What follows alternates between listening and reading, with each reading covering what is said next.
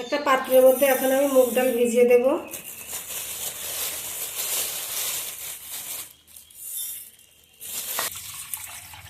মুগ ডালটা এখন আমি পরিষ্কার করে ধুয়ে নেব।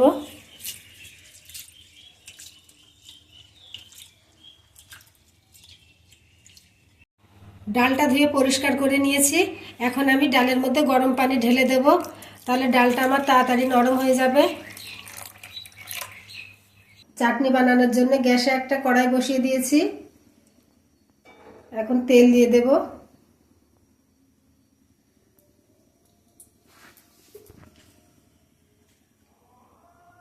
তেল গরম হয়ে গেছে।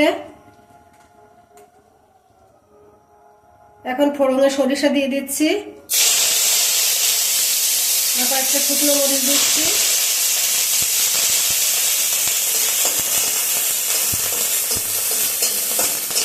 ভেজে নেব।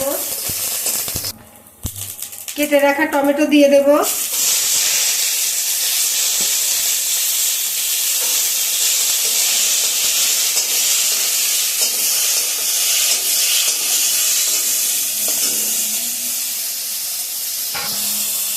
লবণ দিয়ে দেব।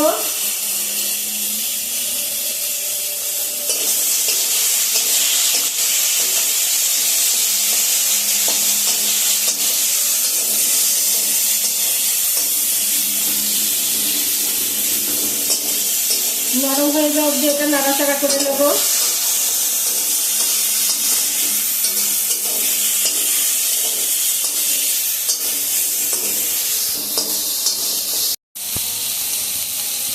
কালারের জন্য সামান্য একটু হলুদ দিয়ে দিচ্ছি।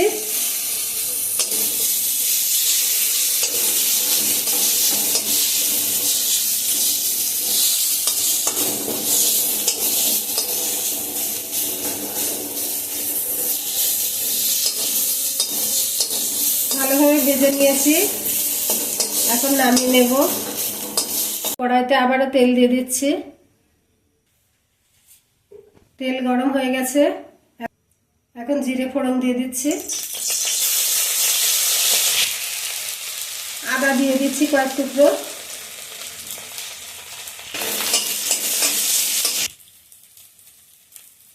রসুন দিয়ে দিচ্ছি।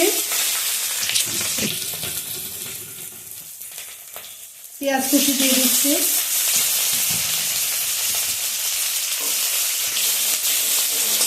এগুলো আমি চাটনির জন্যই বানাচ্ছি। আমি আলাদা আলাদা করে বানিয়েছি, আপনারা চাইলে একসঙ্গে বানিয়ে নিতে পারেন। এগুলো সব দিয়ে এর মধ্যে টমেটোটা দিয়ে দিতে পারেন, কিন্তু আমি এইভাবে বানিয়েছি।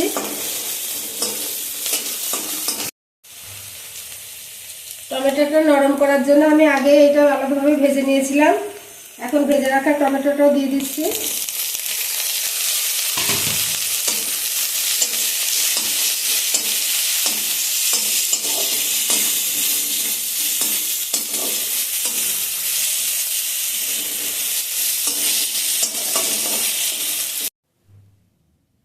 ডালের মধ্যে এখন 2 ইঞ্চি পরিমাণ আমি আদা দিয়ে দিয়েছি।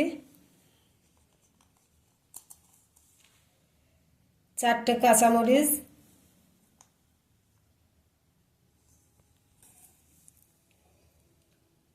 10-12 কোয়া রসুন, স্বাদ অনুযায়ী লবণ। এখন এটা আমি পেস্ট করে নেব। মুগ ডালটা আমি পেস্ট করে নিয়েছি, এখন একটা পাত্রের মধ্যে নামিয়ে নেব।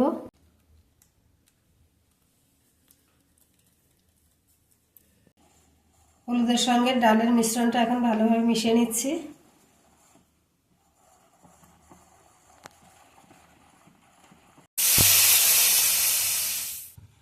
তাওয়াটা আমার ভালোভাবে গরম হয়ে গেছে। এখন আমি ব্যাটারটা দিয়ে দেব।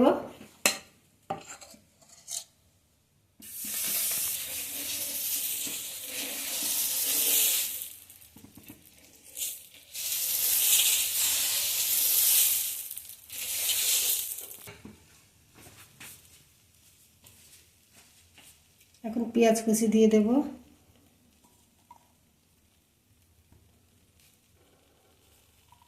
ধনিয়া পাতা কুচি দিয়ে দেব।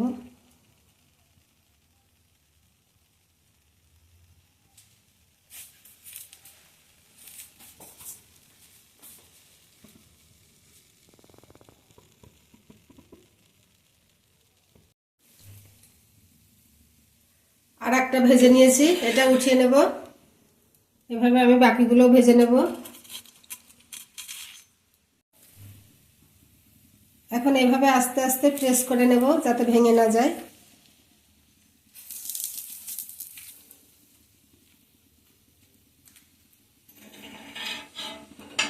আগে ওপরের পিঠটা দেখিয়েছিলাম, এখন এইভাবে আমি দেখালাম আপনাদেরকে।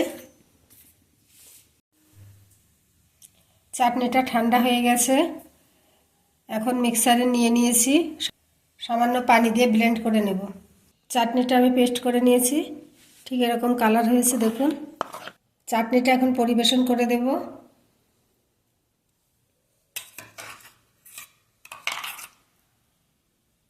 কত সুন্দর কালার হয়েছে দেখুন।